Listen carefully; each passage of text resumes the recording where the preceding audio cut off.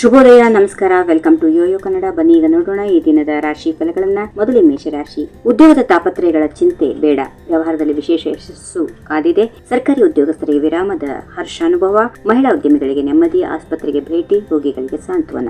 ವೃಷಭ ರಾಶಿ. ನಿಕಟ ಭವಿಷ್ಯದ ಕಾರ್ಯಗಳ ಕುರಿತು ಚಿಂತನೆ, ಖಾದಿಯ ಸಿದ್ಧ ಉಡುಪುಗಳು ಹಾಗೂ ವಸ್ತ್ರ ಉದ್ಯಮಕ್ಕೆ ಲಾಭ, ಪ್ರಮುಖ ವ್ಯಕ್ತಿಯಿಂದ ಅಮೂಲ್ಯ ಸಲಹೆ, ಸಮಾಜದ ಹಿರಿಯ ಸಾಧಕರಿಗೆ ಸನ್ಮಾನ, ಸಂಸಾರದಲ್ಲಿ ಸಾಮರಸ್ಯ ವೃದ್ಧಿ. ಮಿಥುನ ರಾಶಿ. ಅಪೇಕ್ಷೆ ಪಟ್ಟವರಿಗೆ ಮಾತ್ರ ಸಲಹೆ ನೀಡಿ, ಉದ್ಯೋಗಸ್ಥರ ಹಳೆಯ ಸಮಸ್ಯೆ ನಿವಾರಣೆ, ಹುರುಳಿಲ್ಲದ ವಿವಾದಗಳಿಂದ ದೂರ ಇರಿ. ಯುವ ಜನರಿಗೆ ವೃತ್ತಿಪರ ಶಿಕ್ಷಣ ಆಯೋಜನೆ, ಉತ್ತರದ ಕಡೆಗೆ ಸಣ್ಣ ಪ್ರಯಾಣ ಸಂಭವ. ಕಟಕ ರಾಶಿ. ನಾಳೆಯ ಕೆಲಸಗಳ ಕುರಿತು ಚಿಂತೆ ಬೇಡ, ಕಿರಿಯ ಉದ್ಯಮಿಗಳು ಸ್ನೇಹಕೂಟ ಆಯೋಜನೆ, ಮಹಿಳೆಯರ ಸ್ವ ಉದ್ಯೋಗ ಯೋಜನೆ, ಉತ್ಪನ್ನಗಳಿಗೆ ಕೀರ್ತಿ, ಗೆಳೆಯರ ನಡುವೆ ಸಾಹಿತ್ಯಗಳ ಕುರಿತು ಚರ್ಚೆ. ಸಿಂಹ ರಾಶಿ. ಉದ್ಯಮಕ್ಕೆ ಹೊಸ ರೂಪ ನೀಡುವ ಸಾಧ್ಯತೆ, ಪರಿಣಿತರ ಸಲಹೆಯಂತೆ ಹೊಸ ಕ್ರಮಗಳು, ಶಿಕ್ಷಿತ ಕುಶಲಕರ್ಮಿಗಳ ಉದ್ಯೋಗ ಪ್ರಾಪ್ತಿ. ಕುಟುಂಬದಲ್ಲಿ ಎಲ್ಲರಿಗೂ ನೆಮ್ಮದಿಯ ವಾತಾವರಣ, ಬಂಧುಗಳ ಮನೆಯಲ್ಲಿ ವಿವಾಹದ ನಿಶ್ಚಯ. ಕನ್ಯಾ ರಾಶಿ.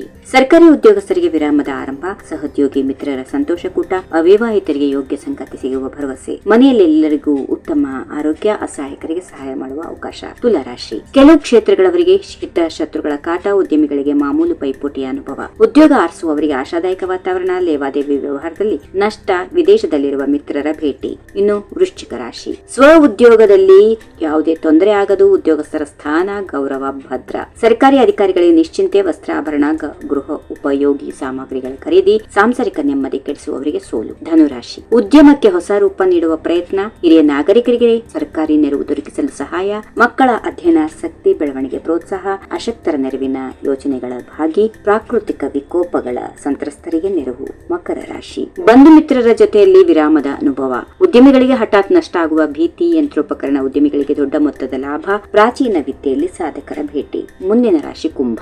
ವಿರಾಮದಂದು ಮಂದಗತಿಯಲ್ಲಿ ಸಾಗುವ ಕೆಲಸ ಕಾರ್ಯಗಳು, ಉದ್ಯೋಗಸ್ಥರಿಗೆ ಹಿತಕರವಾದ ವಾತಾವರಣ, ಸರ್ಕಾರಿ ನೌಕರರಿಗೆ ನಿಶ್ಚಿಂತೆ, ಲಲಿತ ಕಲೆಗಳಲ್ಲಿ ಆಸಕ್ತರಿಗೆ ಹರ್ಷ, ಟೈಲರಿಂಗ್, ಬೆಡ್ ವೈಂಡಿಂಗ್ ಬಲ್ಲವರಿಗೆ ಅಧಿಕ ಆದಾಯ, ಕೃಷಿಕರಿಗೆ ಹವಾಮಾನ ವೈಪರೀತ್ಯದ ತೊಂದರೆ. ಇನ್ನು ಕೊನೆಯದಾಗಿ ಮೀನರಾಶಿ. ಹಿರಿಯರ ಮನೆಯಲ್ಲಿ ಗುರು ಹಿರಿಯರ ಭೇಟಿ, ಸಾರ್ವಜನಿಕ ಕಾರ್ಯಗಳಲ್ಲಿ ಸಕ್ರಿಯ ಪಾತ್ರ, ಸಂಸಾರದಲ್ಲಿ ಪ್ರೀತಿ ಸಾಮರಸ್ಯ ವೃದ್ಧಿ, ಅನಾಥಾಶ್ರಮ ವೃದ್ಧಾಶ್ರಮಕ್ಕೆ ಭೇಟಿ, ನೊಂದವರಿಗೆ ಸಾಂತ್ವನ, ತಂದೆ ತಾಯಿ ಮಕ್ಕಳ ವಿದ್ಯಾಭ್ಯಾಸದ ಕಡೆಗೆ ಗಮನ ಹರಿಸುತ್ತಾರೆ. ಹೀಗಿವೆ ಈ ದಿನದ ರಾಶಿ ಫಲಗಳು. ಸರ್ವರಿಗೆ ಶುಭವಾಗಲಿ. ಶುಭ ದಿನ. ನಮಸ್ಕಾರ.